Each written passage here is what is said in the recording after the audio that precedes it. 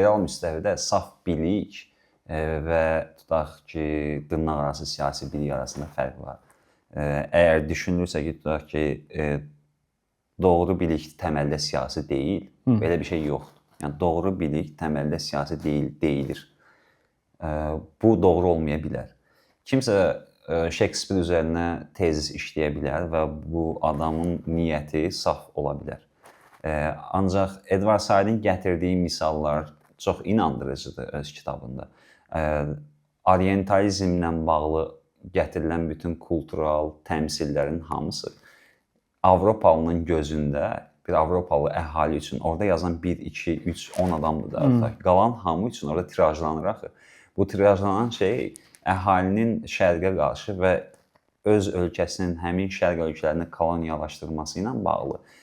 Düz eləyirlər. Onlara elə lazımdır bir fikri yaradır. Yəni bir common sense yaradır cəmiyyətdə. Bu mənada hansısa bir marağa xidmət eləmiş olur.